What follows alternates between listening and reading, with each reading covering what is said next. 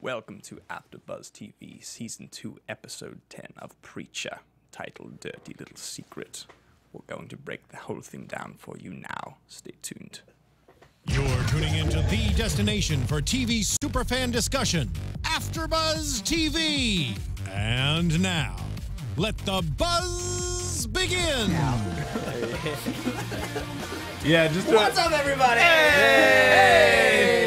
That was a great voice, but I'm glad you're not doing that voice the entire. That would bring the energy down from the whole. Really like one of those podcasts to help people sleep. Yeah. But it was awesome. It kind of gave me chills, tingling. It's the MSR. Man, this music's taking me back to a dark place right now. I'm just feeling shame about trying to date girls and I can't. I'm just like, bring me back. Someone's dirty little secrets. Yeah, exactly. Excellent. I kind of like the All American Rejects. I was just saying this. I wouldn't say I've listened to one of their songs like intentionally in over 5 years, maybe even 10 years. I don't know how long. But when these songs were coming out, I kind of liked them.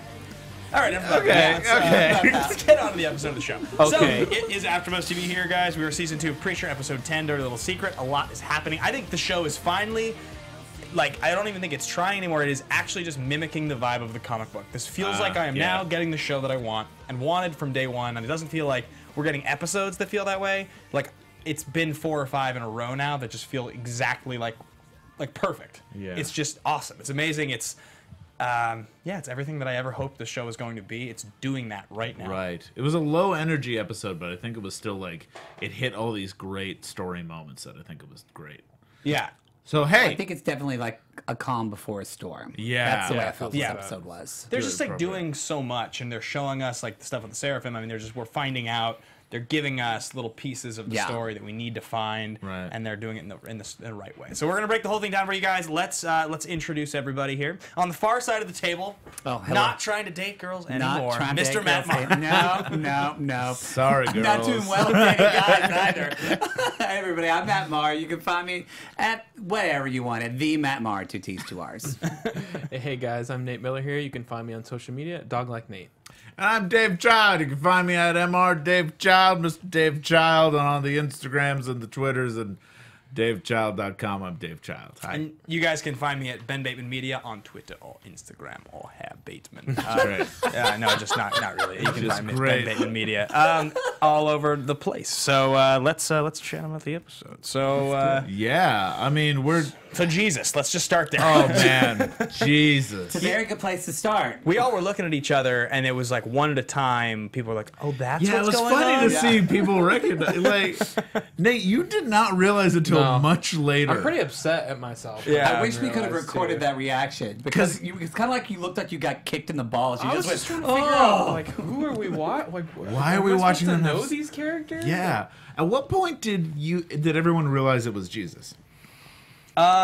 When she was like, "Oh Jesus, oh Yeah. Jesus," and then after she did it the second time, like because you see the subtitles too, the closed captioning. I mean, I was like, "Oh, I get what's going on." It took Yeah. me. what about you? It took me. As soon as I realized it, as soon as I saw the candles in the room. Yeah. Like As the soon as I setting. saw the candles, which was pretty early on. I mean, I think they were moaning and groaning, and I was like, okay, who are these That people? was before the sex silhouettes even. Yeah, yes, Right. it was. I think Yeah. as soon as they were like, "Oh, my husband's not going to show up," and then I realized there was no like modern Yeah.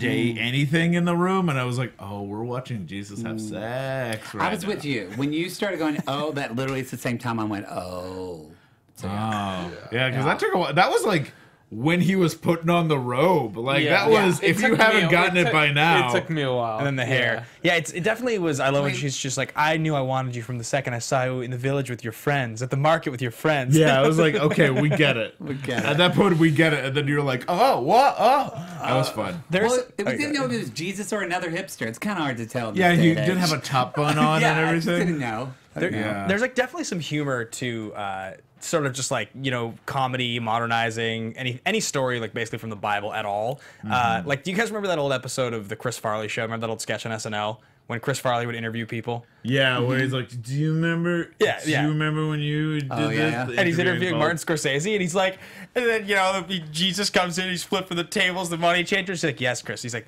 Did you come up with that? He's like, it's the Old Testament, Chris. It's just the best thing ever. Great. Yeah. It definitely had his Seth Rogen stamp to me Yeah, at the for beginning of sure. the episode. Like, really, For sure. Well, to also see him go through all those sex moves, and I do love that he went through all of that before saying it's Jesus. So you're seeing someone have all this sex all over the place, and then being like, by the way, you just watched Jesus have all that sex. All that sex. That was a great little turn. They're not pulling their punches with the show in No. terms of like what they're willing to put on screen, and AMC, I guess, is all in. This Well, would we be talked about that last week, yeah. this would definitely be the first episode that I would think like. If I see on Twitter tomorrow there's some trending topic of like a protest group, this would like not surprise me. Right. I'm surprised this hasn't like caused more. Yeah. Though, because I mean, I think this is still pretty mild in comparison to What they the could show? depiction. Yeah, and especially when we get into the Messiah, like. It's I a mean, completely- I don't know. How- We already met like the inbred Messiah, And they didn't show like him throwing poop, I guess. but that was. I don't think they need to. No. I think But that's also, like the house parties and stuff too are missing. Yeah, I mean, sure. I mean, there's There's a lot more. There's also it a gets lot more pretty show, though. graphic. Yeah, Yeah. no, you're right. yeah, it does. sexually, but not with a religious figure like that. yeah, that's what I was Taking thinking. Jesus and making him have a ton of Yeah. sex, and also having him. Basically, he was cucking someone at the time. He was, he was having an even know affair what with that someone. is. That's what you're like having. Ugh, I don't want to I'll get into Google what it. cuck is. Don't Google it. It's just, it's Do you when really you're. not know what that is? No. It just means when you're having sex with someone's wife and Yeah. you're turning someone else into a cuckold. Yes. It's that old Shakespeare term, cuckold. Yeah. Anyways, but if you go, you'll go down a rabbit hole if you don't if wanna you go Google down that. it. I don't want to go. So sorry I brought up that word, but he was. Shame on you, Dave. Yeah, Shame yeah. on you. And then you see him like interacting with the. I always like a version of Jesus that's very human and feeling like he has a job to do that you see a side of him that you don't want, that he maybe doesn't want to be burdened with all of this, which is what like the Last Temptation of Christ does too with Scorsese, as you brought up. So I think this is a very nice portrayal of Jesus, if anything, but I think there's going to be a lot of people that will see him as kind of blasphemous because I don't he's think not Mel perfect. Gibson would approve. What's he saying? Yes. Like, come on, hurry! The getaway hogs are waiting. Getaway donkeys. The getaway donkeys. that's getaway what it Judas was. Judas has the getaway Judas donkey. has the getaway Just donkeys. chill, bro. Yeah, Yeah, just chill. it's been real, Yeah. Yeah. But it's just one girl that he seems to really care for. and she doesn't live. She gets her Yeah, head smashed and that's in. terrible. And then you also get the sense of like organized religion afterwards, kind of taking the genuine goodness that Jesus is trying to put in and kind of screwing it up or kind of making it dark by killing the person that gave birth to his kid. So there's a lot of darkness in this that I think there's going to be a lot of pushback. And you also have the Pope and Yeah, I was just saying the like, Archbishop. The Pope, Yeah, the Pope being an idiot. yeah, those Yeah. just that whole sequence. I mean, yeah, you're dealing with depicting not real life necessarily, unless I don't. Is that the current Pope and actual Pope? He was meant to look like the current Pope. He was. There was definitely too much of a similarity between the current Pope and who that actor But was. I didn't write it down. He says this is Pope such and such and such. Is it? That's not the actual Pope right He doesn't now. say. Oh, I he didn't- he Well, just he's the doesn't Pope. say. He says. Here's he the said- Pope. I think the Pope and then and he the says the Archbishop. Archbishop. Oh, I thought of- he called him by name. No, okay, the maybe other not. the other guy has a really long time. Got it. Archbishop, Yeah. I think of John Canterbury. Paul Yeah, something or other. Canterbury. Yeah, he basically said, "Here's your Holiness the Pope," and like. Oh, got it. and the Archbishop John Archbishop, Paul. yeah. Of, Yeah. got it. Okay. So yes, the sex scene was much more graphic. Yeah, we don't have to never read seen those a on chance air, at that. but let's keep going. Yes, so definitely, I think there could be some pushback on that, but that's where we open. We get the backstory of what becomes the Grail, and so that leads into the continuation from the end of last week, which is Herr Starr talking to Jesse and explaining to him what's going on and their whole interaction.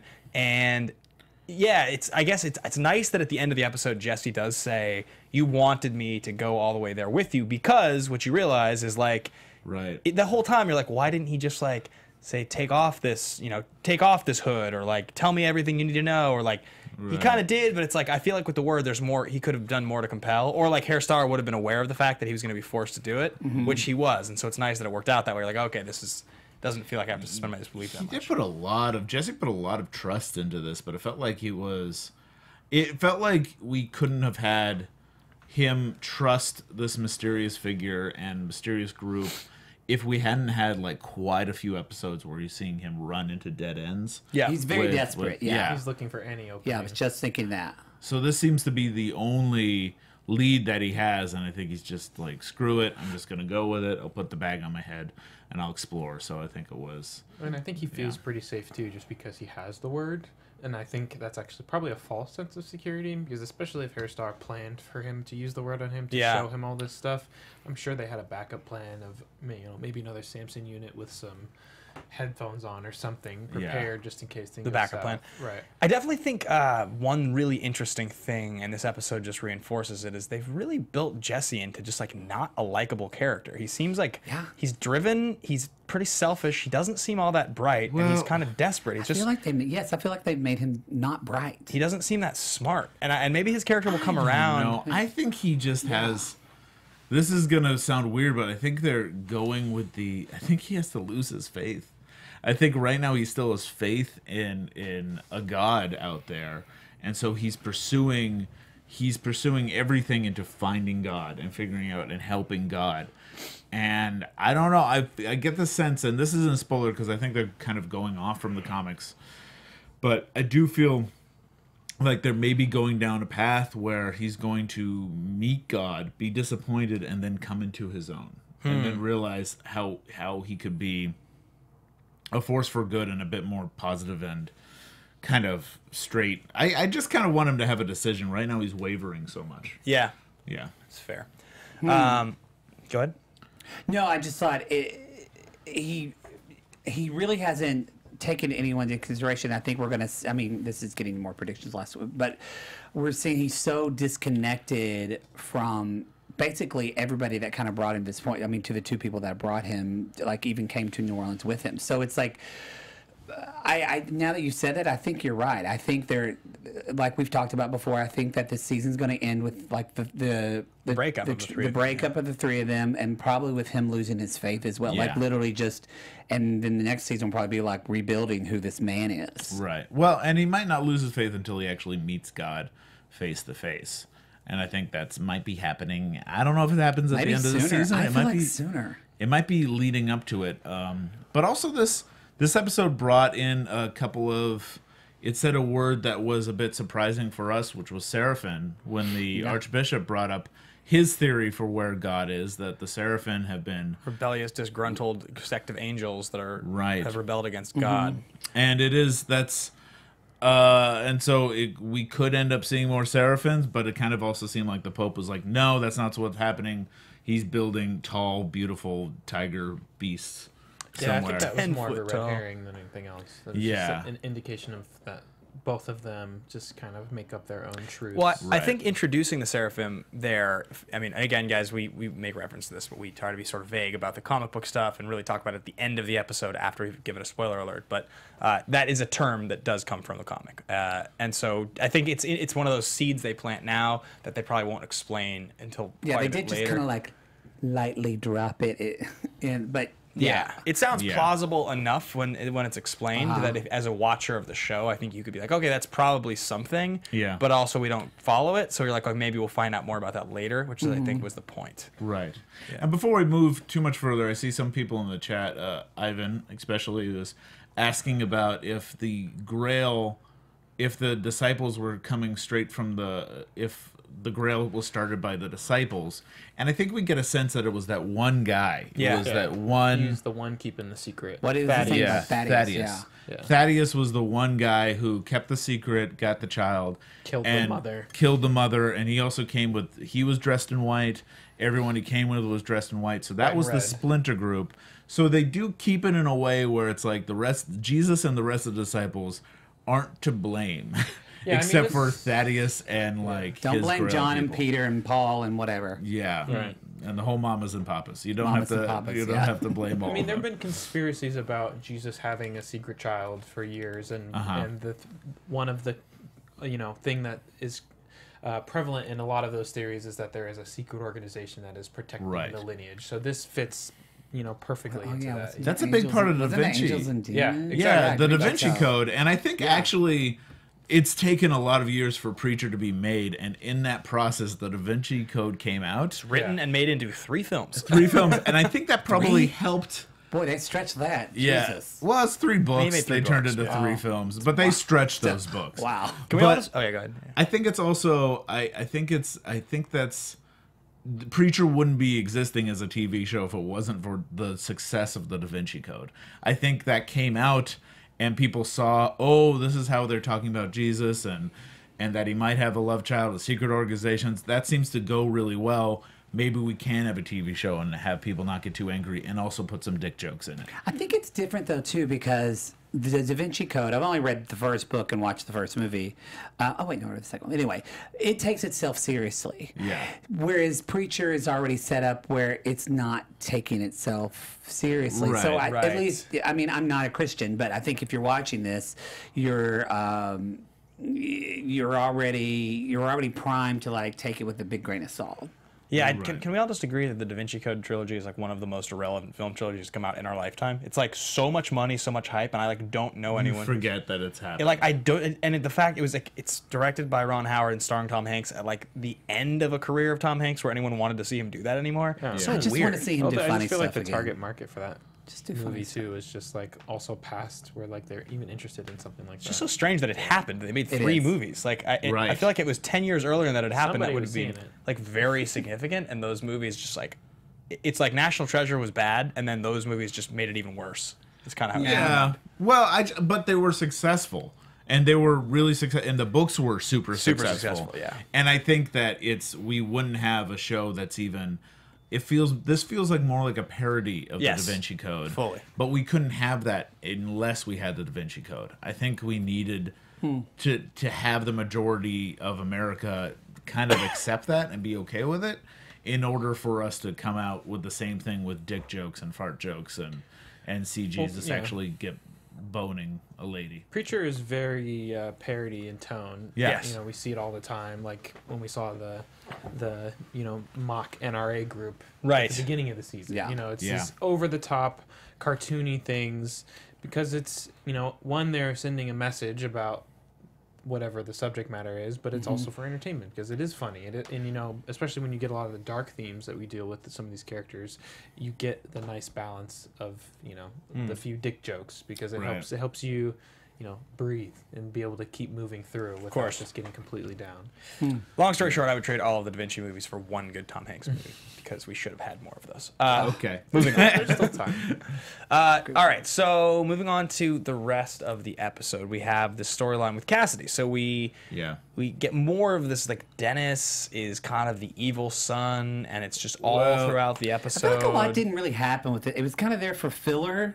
Well, I feel like a lot I didn't don't happen know. with that. I think plenty happened because we also saw it just felt like it was more of the same. That's what it Just felt like to me. subtle, Yeah. Yeah, and it felt like they were building up. Now he's reached puberty because they've had this kid kind of first be a toddler, then be kind of a 6-year-old. Now he's at puberty where he's feeling the changes happen, and you did get to have. I love the fun Cassidy dad. No, moments. I liked it. Yeah. I liked it. It was funny. And I'm glad that they figured out they have that translator That's smart. thing. And I think you did get a sense of, it's like, okay, you're going to get these urges. You really can't. You got a little bit of that last week with the, hey, when you feel you can only drink blood when you're hurt.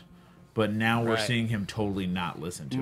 And we're seeing it become a problem. And him almost biting the sex worker that sex they worker, got. Yeah. So, and it has an interesting ending when Jesse comes back home to see his friends that are supposed to help him out, and the first thing he sees is Dennis walking down the street covered in blood and looking happy. Well, I think there was, you said not a lot happened. I mean, we saw, this tease of Dennis being kind of this possibly uncontrollable factor last episode. This episode, he is a full menace now. Like, That's and true. he's Yeah, not that's listening and he's killing people. Right. And Cassidy has seen him now bite the girl who's going to turn. So there's going to be another vampire nearby Right. that is, turned by Dennis because she saw walking out, right? And then also, Well, we don't know how that works. We don't know if just getting. I didn't get that she was turned. I just thought he just was hungry. Yeah. I think she's going to turn. I think he Wait, bit her on who's the going neck. to turn? Dennis bit that girl on the neck, and because you see her walking out of the club like this, with her hand on her neck, not and in the necessarily. picture you see his face on her neck. I don't think We still don't know how people bite turn. equals turn. Yeah, automatically. we also don't know. Yeah. You don't think so, really? No, not at all. I didn't read that at all, and also we don't know. That could happen. That could be a possibility, but I don't think it's a given, especially since we don't know how people turn. Because sometimes you have to turn people by having them drink your blood. Sometimes you have to put a lot of blood into There's them. usually a Sometimes special it's- kind of thing that makes it a turning, because if it was just any time you get bit by a vampire, there'd just be vampires everywhere. That tends to Because be they- more werewolves than vampires. Usually, but usually they're feeding on people, you know. Well, let me. All right, then call it a necessarily prediction turning then. them. Call it a Yeah, prediction. yeah, That's, could that's, be. that's what I Okay. think. I So could see that. That would definitely be a problem. 'Cause that too, makes- him that running really- around creating a bunch of vampires. yeah, I think I think it's a totally significant would be because bad. because he looks at the picture. He looks at the picture and he sees Dennis's face in I her think neck. He's saying, "Oh, my son is biting people." That's what I think thought. that's what Yeah. the problem is. I think it's Yeah, like, he's not listening. oh, he's not listening. He's going off and he's becoming a bad It's vampire. like when you see like a condom in your son's bed or a trash can. Sure. Yeah. It was like that. okay. That's just fair. like that. Just like that. Just But then the episode ends and you see blood all over his face. Yeah. And it looks like he's done more than just bite someone. It looks like he's just straight murdered. Yeah. Just murdered some fools. yeah, because he looks a So- little like blood drunk. Yeah, totally. And and happy. So he's not even ashamed. But then also Jesse's the one that sees that, so that's very significant, you know. And I think it was symbolic that Star asks Jesse, you know, oh, they're helping you, are they? Oh, they're your friends, are they? And he looks and he sees the product of his close friend, which is his vampire son, who's probably off killing people and just like, Right. what are they doing to help you? They're just, you know. Well, it's also more than symbolism, because it's part of his plan. That's part of his end Yeah, game. 'cause he put them in there to break them up. So he fully said that with the intention of making Jesse question those things. Right. Because we get that with Featherstone and Right. Because they said Hoover. Hoover. that, yeah, Hoover. Go for her Hoover. Star is the one who told them to break them up. Right. Yeah. So that's a good segue into what's happening with Featherstone, getting closer with Tulip. Yes. And Which, by the they're- way, now that Julianne's been here Yeah. last week, I really am watching her again. I'm like, holy crap. You're She's so so good. good. She's really You're good. so good, Julianne. She's, and that's not just because she's like our best friend now. Because But it's because she just totally transforms herself. She's a different character. Yes, It's amazing. Crazy. It's amazing. I think she like deserves a ton of awards for this because you see she really finds a different character with each person. Jenny was totally different from Featherstone. Yeah. She has the ability, you see it drop and you see Featherstone come out when Tulip's back is turned. And you have all these moments where instead of having her play someone who's playing someone, she is just a genuine person when she's Jenny. Yeah. And you get to actually see that. And I really appreciate it. And it puts a lot more depth into all of the relationships when you do that. Because I was wondering. Oh, I'm sorry. Go ahead. No, I hate to be the poo poo platter person, yeah? but Go ahead and poo. I was not really enjoying this back and forth with them. I'm really starting to get tired of Tulip now and her pouting about, I'm getting tired of Tulip yeah. having the like, the scenes with them together were great, and like, That's when what you I get the like. little tension, Yeah. where she starts questioning, like, okay, I perked up, I'm like, okay, I'm paying attention. But before that, like the bonding and stuff, I'm like, I understand where they're going for and for a story aspect, but it's just like Tulip just feels so different now, and I know she's dealing with a lot. But if you look at Tulip from last season, Yeah. even earlier in this season, she's like completely wilted. Like, Well, she's just lost her crumpled. self-confidence and her power, man. Like, I know, I mean, but it's Yeah. hard to watch. I think that there is. It is I hard really to watch. want to It is see. hard to watch because they made us love this character Yeah, so much. and I love her so much So as I like agree with that. she's so much more like comic book Tulip Yeah. now, not in a good way. In Yeah. my Ooh, that's a opinion. good point. Yeah. yeah. That's a good point. It would be nice to see, because that's something that I think we're sensing in Jesse that makes us worry about him becoming a weaker character, is because his self-confidence isn't quite there. And Tulip right now is battling with the same thing. And I kind of want to know where they're going with this. I want to see, we've had like 2 episodes. This is like the 3rd episode where she's dealing with the touch of the saint and is trying to get past it and is not really having any progress with it, except now instead of getting shot in the chest, she's becoming closer friends with the neighbor next door, which is Jenny. And I love those I actually really like the talks with Jenny and the bonding and the almost touching upon the truth and then backing up and then right. But the reason I like them, which I'm going to ask you if you like them, I like them because it felt like I got to see more of Featherstone. Like I was having moments of like, is she playing a character or is Featherstone playing off of her real life? It wasn't about getting to know Tulip. Because from Tulip, you're right. I felt like we were seeing the same wah, wah, wah. But it was fascinating watching Featherstone. I don't know. There's also a side of it that I liked, that I felt like I saw a side of Tulip that isn't just her talking with a bunch of guys. It's nice to see that's her true. Yeah. That's true. see the more feminine talking to another woman's side. But that's not her normally. Yeah, and we Okay. get to kind of see that, like, having her have this bond with this person that is kind of tailor-made to be close to Tulip. And so it doesn't add too much because we kind of also know it's a fake persona, but we are seeing her be, okay, well, she's dealing with the trauma. Jenny is becoming like a better person after leaving her trauma. So maybe I can do the same too. And that's what Tulip is seeing. So there is a little bit of an arc to her. It's just weird because Jenny isn't real. Right. Yeah. Yeah. Two thoughts. First of all, backing up before even she realizes that Jenny knows something she's not supposed to know. Tulip, the sign of her going a little bit crazy is there in completely confiding all of this information in a complete stranger who lives next door. Being like, my boyfriend has the voice of God, the saint of killers, he sent him to hell. Right. There's a vampire living here. Like, she's just like, yeah, I like this girl next door. She lent me a gun. I'll just, tell her everything. This is totally legit. Like, that's sign one that Tulip's totally not right in the head. She's losing it. And I also, don't too, that think you so. can tell that to someone and that they would be like, oh, yeah, Right. yeah, oh, yeah, of She's course. a way too smart of a character to do that and think that that's legitimate. I don't think so, because I think if you actually look at all of the characters, none of them are secretive about what they do. All of them are very blatant about what they're doing, who they are, what they're coming from. Cass is never really secretive. And you also, I don't think Jesse's secretive. He's looking for God. He's always talking about looking for God. That's a good point. But And he's I got feel the like, voice of God, and Cassie's a vampire. Tulip's just like a chick with a gun. yeah, but she's also one of them, and I think that none of them feel like they need to be secret. And I feel like they're all, I think if you flip that and had Cass talking to a stranger next door, he would be saying the same thing. Sure. The same with Jesse would be saying the same thing. So I don't think that's a sign of her losing it. I think that's just who they are as people. They feel like they don't need to be secretive, especially if they feel like the person next door is in as much trouble as they are. The other thought that I had, and this is going to tie into the episode and where it ends, is I think the reason Tulip is having such a hard time, and maybe this is obvious to everybody, but I think the reason she's having such a hard time moving on from this trauma and stopping dreaming about it is because the essence of the saint is still in the house, and his sword and his guns are under the floorboards, and that's why when she's sleeping, it's the whole like proximity thing. There's a big piece of him that's in the home.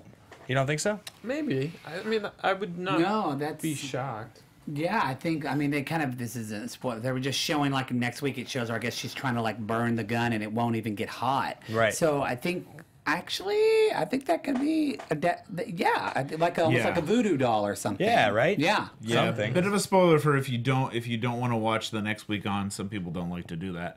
So on the next week on, we do get we do see at the end of this episode, she finally finds the guns, and I forgot the saber was there too. Right. I forgot that too. And I've been kind of waiting for them to equip those, use those weapons as their own, because it's just too perfect. There's 3 weapons here, and there's 3 of them. There's like, you see, I just see one gun going to Jesse, one gun going to Tulip, and the saber going to Cass. Cassidy just running in there like a madman. Yeah, Saber above his because head. he doesn't really know what he's doing, but he could still wield a saber around.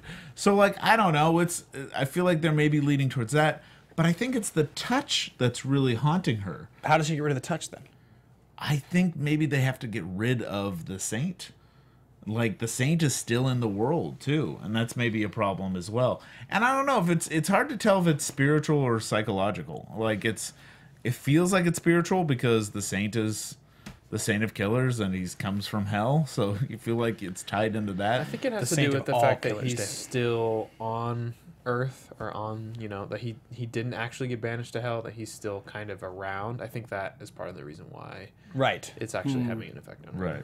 It just made me really sad because not hers, but for them, in that we talked about with Cassidy that Jesse had the power to help his father and chose not to. But like, if he was paying attention at all to either of his friends, like Jesse probably has the power to help Tulip with these dreams. I know he told her to sleep, but he just told her to sleep instead of actually maybe like getting rid of that essence, if there is that essence of the saint. Like if you had, because you're a therapist yourself, so if you had the ability to tell one person one thing they could forget in order to get rid of their PTSD, what would that actually be?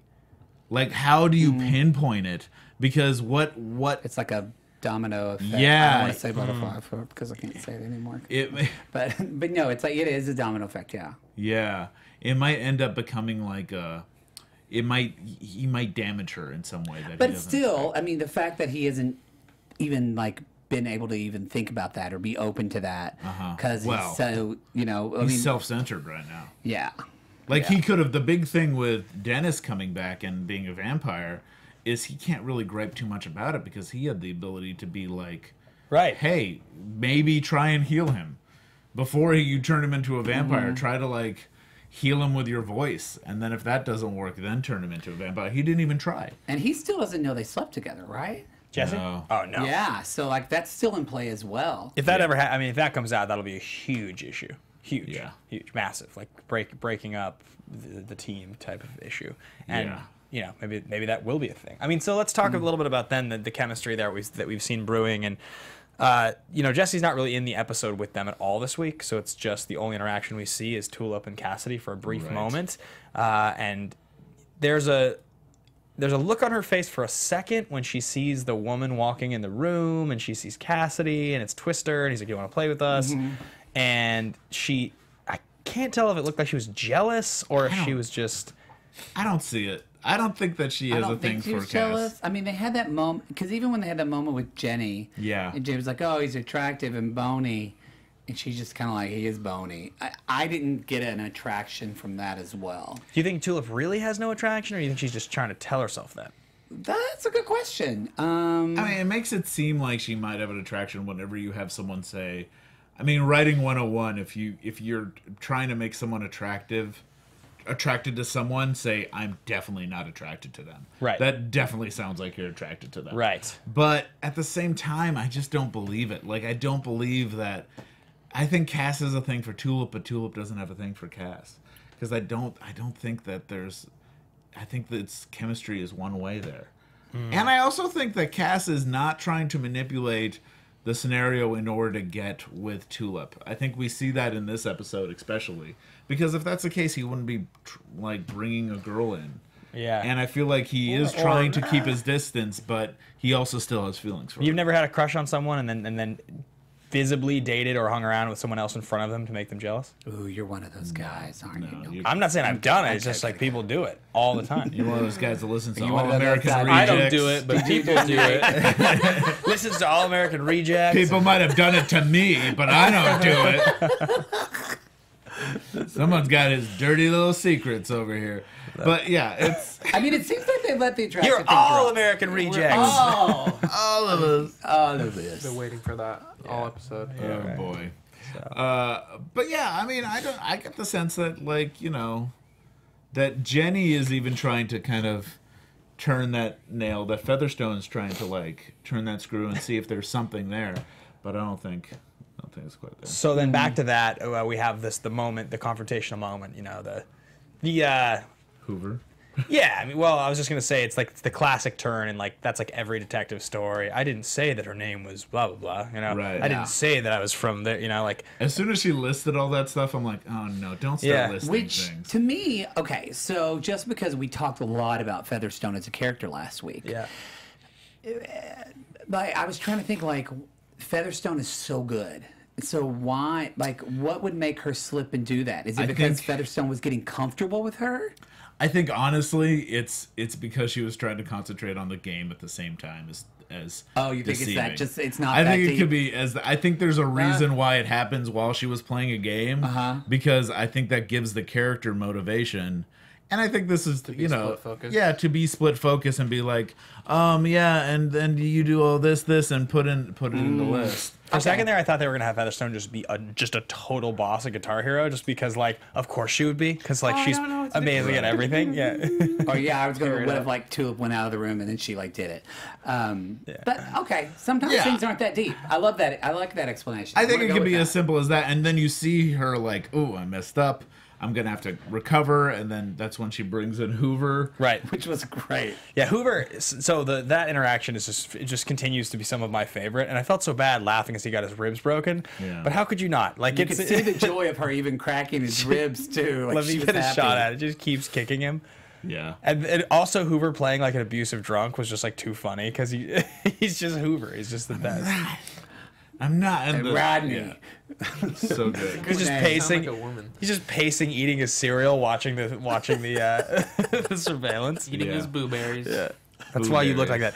You sound like a woman. It's just amazing. Yeah. Yeah. So good. After she was just in the other room, I think I heard a snap. Do you think I cracked his rib? Yeah. Like, giggling. Yeah, and Poor you guy. know that Feathers. She was actually probably giggly. So you think that? But so Tulip just was like, oh, her guy did exist. So maybe I did mishear. You think she just that's what happened, or do you think she's still confused? Like I was curious. I was like, I think that won Tulip over. Yeah. I think that whole interaction kind of made Tulip kind of start to believe it, because she also is dealing with the paranoia herself, and I think she was like, "Oh, this is just me getting in my own head." So I'm gonna believe Jenny. And it's like a bonding moment. Yeah, for when them, they too. giggle, because that kind of got back to what you were saying earlier. Seeing Tulip kick a guy's ass, that's kind of the essence of the Tulip we miss. You know, she was doing this with another woman, and I think that I think that's what's happening with her. I think we've actually hit a nail on a head. Is the problem with her right now is that she feels powerless. She feels powerless, and she wants power. And I think what may end up happening is something will be given to her, or maybe she'll find something in the floorboard where that'll give her power enough to kind of regain her confidence. So maybe finding those guns, finding the weapons, will actually give her the confidence she needs in order to kind of get past this. If she has like weapons in her hands, that might be it. his story, at least that is kind of when she feels powerful, is when she has a gun. Yeah, and when she's kicking someone's ass. So I think she needs to start kicking someone's ass. I would like again. to see that. Because they again. even said that in a previous episode, where I think Jesse said, like, need to fight. remember, you need a fight in order to do this. Let's find a fight. And then she was like, no, I'm fine with just getting myself shot and trying to cook pancakes. So I think I think that's actually going to be where we're headed. Watching her put the eggs in there with the shells was painful. Oh, Yeah, I know, yeah. right? It was. Yeah. I feel like we should get into predictions for next week without talking about well, comic. I think the last thing to discuss, because we just didn't entirely finish talking about Jesse with the Messiah and the drawings. I and was a few going things. to kind of get that into predictions. Oh, you a wanna little do that? bit, too. And the bag montage. That was good. Yeah, the great. bag Okay, yeah. Why montage don't is we great. save for predictions then? All right, let's get into our AfterBuzz TV predictions. AfterBuzz TV prediction. On it Oh, with perfect. The, Oh, voice. I like it. Your voice Look at real you. today? Well, so we see when we meet the Messiah, it's Humperdew, and very like the comic books, but also one of the things that he discovers is he keeps drawing in his pads a dog. Yeah. And over again, a dog that looks very familiar because it's in the opening credits. And it's also when we first meet the guy in the basement who's dressed like a dog, and you're saying you're about to meet God, and you meet a guy who's dressed like a dog. I think that was God. I think it was God too. Was it episode like 2 or something like that? 3 yeah, it was maybe? like 2 or 3. So I think that I'm pretty sure, I think on the chat, someone has said at one point that the creators has said we've already met God or something like that. Oh. And I feel like maybe that's who God is, and we'll circle back and find out that's where God's been this entire time, is tied up in the basement as dressed like a dog. I think that too. When I saw in the book, I went yes, and I know this sounds silly because it's just wordplay, but I was like, dog and God. I mean, they're just that's backwards. So that makes they literally have given us all the clues. I'm with you. So I feel like that's where they're leading, and we do get a sense of like, okay, and but we do see that the Messiah is like this very inbred Which person. honestly, if makes sense. I like that he compares it to hair compares him to like a Maltese. Yeah. But it's true. Like if they ever do that inbreeding, I'm from Oklahoma. I've seen inbreeding. It doesn't go well, folks. Yeah, and that's the one thing that I was in the comics. When you get to that in the comics, which is basic, it's the same thing in the comics, except I think there's a girl as well in the comics. Yeah. But like, which there might be, we haven't seen yet. yeah, who knows? I guess I should save that for a bit more of the spoiler Spoilers. country. But it's when I read that in the comics, that was always the thing that kind of blew my mind. It was like, wow, they went there. Yeah, right. That's insane. Yeah. And the fact that they did that in the show made me very happy. Yeah, agreed. Yeah, it was definitely Yeah. definitely good. I think other predictions. So I mentioned. Oh yeah. Well, we see next week. What's next week on? Yeah. We see different things kind of coming up. They look like they're dragging the lake to find the armored truck where where the saint is. So there's that. My big predictions would be one. We have 3 episodes left, so I think they've now put the line in the sand as far as the major catalyst for the breakup, which is going to be Jesse hiding that stuff in the apartment. And sort of, it doesn't look like it's I'm walking out on you territory, but I do think that there's, you see Tulip say the line, no, Jesse, you have to go. Jesse's going to have a part of this journey he has to go on. And I think we've all been pretty aware of the fact that was going to be something that happened.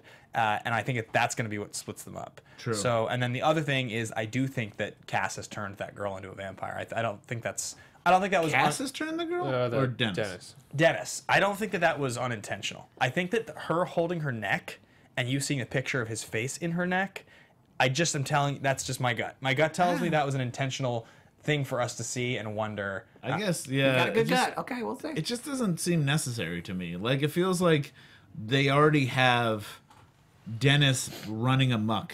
And Yeah, I it's think like- what's going to happen is Cass is going to have to put Dennis down. It was kind I of think so, like Kirsten Dunst. Nobody needed her to be a vampire in that movie. Yeah. Right. That's a terrible movie. It's a terrible movie, Very but they bad both were movie. really I actually hot. like that movie. Interview I with only Vampire. watched it because Brad Pitt was so Let's hot. not in that talk movie. about that movie. Sorry. Let's focus on this. Sorry, KDD. Jeez. I like that movie. Prediction? Yeah, me too. I don't know. I'm excited to see what's gonna happen with when they pull the truck out. Yeah. And I'm excited to see what happens with guns, too. yeah, and it seems like that we're also gonna get more information on what this Jesse giving up some of his soul has cost him. There's Right. a little bit of that teaser. So I'm curious how that's gonna play out. I wonder if him giving up part of his soul has increased his, as Ivan Soto said earlier, Jesse's turning into a total D-bag this season. Yeah. I wonder if it's some of the reason.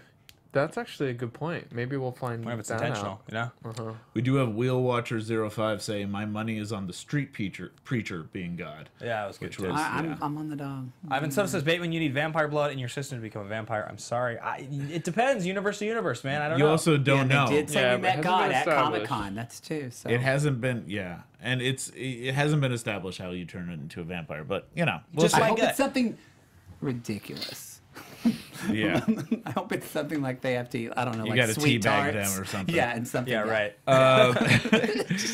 But I also, Teabag. we're have these weapons that they're gonna try to destroy. They're gonna try to get rid Right. of next episode, because we do see that on the Path of Future on the next episode. But I think what's gonna happen is they're gonna end up wielding them. So I don't know if they're gonna be as powerful as they are in their hands as they were in the Saints. But we'll see. I'm curious about that. Oh, yeah, the last prediction I have, and I don't think this is too rooted in the comics. You see Hairstar say a few things at the end of the episode to the effect of, like, he is going to agree with our plan, he just doesn't know it yet. I do think that we're going to see him sort of continue to lurk and sort of assume that Jesse is going to be on his team, make a bold play, whether it's this season or next season, and sort of just assume Jesse will fall in line. Jesse will not, and that will start the feud that should make Hairstar sort of the villain of the show for the foreseeable future. Right. I have a small prediction with that's a bit more comic related, so I'm gonna save that for spoiler country that I think we're about to get Sure. Yeah, I feel like I think that we're too. ready. Yeah, So yeah, let's get yeah. into our sign-offs, and then we'll do a quick little 2-minute discussion of spoilery stuff. Matt Marr, where Yes, can everybody. find Matt you? Marr. You can find me at the Matt Marr 2T2Rs or at mattmarr.tv. Yes. And I'm Dave Childs. You can no wait. I'm not Dave Childs. I'm Nate Miller. You can find me on social media, Dog Like Nate. He did it, man. He did that to you. And I'm Dave Child with no S. I'm Dave Child at MR Dave Child. on the Instagram and the Twitter, and DaveChild.com. Who are you, Ben? I'm Dave Children. No, just kidding. Yes, the Trinity is complete. I'm Ben Bateman. You guys can find me on Twitter or Instagram at Ben Bateman Media. That's where you can find me. So let's chat a little bit more about our comic booky things. Spoiler alert. So if you don't want to know anything about the comic books, we're just going to talk a little bit about the comics, but not too much, I think. Yes, this is your final warning. But the biggest reveal that was kind of very subtle was they said, oh, the Allfather didn't tell us he was showing up, which means that there's definitely an Allfather to the Grail that we haven't met yet. And I thought maybe last week when we saw the next week on it was going to be the Pope or the Cardinal, but that wasn't the Allfather. So we still have the Allfather. I'm hoping he's as massive and big. I think they're going to do it. Oh, they have. I think so too. I'll be surprised if they don't, to be honest. So I think he's going to be a giant Allfather. And I think what's going to end up happening next season is the Allfather's going to come in and crack down on Hair Star, and they're going to turn and kind of try to go after Jesse instead of recruit him. But Hair Star is going to always kind of try and get him to be on this side. Yes, I think so too, and I'm really looking forward to it. I think we're looking at the storyline that happens in the third book to be happening next season, is what it seems like they're setting up. That's a big part of that. And then we've seen the second season, which is the whole family storyline. Feels like that'll also be next season, or we'll start at least get some more lead into it. I think, as we said last week, I think when the groups split, it's possible we're going to see both. We're going to see both of the stories take place beginning at the end of this season and occupying next season's space. So I'd also like to see a bit more of the Seraphim. That was my prediction. Just because I was telling them I've started to read a little bit of the comics, but no big deal. And they're no big deal. It's really good, but it's totally different. So, which is awesome. But I feel like since they're introduced, I feel like we're going to see them by the end of we've got 3 more episodes, I think for sure, and that might even be like the last episode. We get a teaser of them. I mean, I don't know all the connections. There's a plot point that happens in the third book that I won't spoil for you now, but where you become more comfortable with them, and I think that strikes me as what we'll see next season. So I think it'll be next season that we'll get the big reveal, and I think that's an important one. I'll get there soon. I'm powering through it. It's really good. It just gets better and better. And Ivan, you just asked if Hair Star is trying to recruit Custer in the comics. Yes, that is how they start off, where Hair Star is trying to get a better Messiah than the Messiah they have. So that's very straight from the comics. Yeah. All right, guys, that's going to do it. Thanks for listening. Thanks for watching. Same time, same place. Next week, we have just 3 episodes left of Preacher here on AFTERBUZZ TV, and I'm freaking loving it. Thanks for watching, guys. We'll see y'all next week. Bye. From executive producers Maria Menounos, Kevin Undergaro, Phil Svitek, and the entire AFTERBUZZ TV staff, we would like to thank you for listening to the AFTERBUZZ TV network. To watch or listen to other after shows and post comments or questions, be sure to visit AfterBuzzTV.com. I'm Sir Richard Wentworth, and this has been a presentation of AFTERBUZZ TV. Humperdoo. The views expressed herein are those of the hosts only and do not necessarily reflect the views of AfterBuzzz TV or its owners or principals.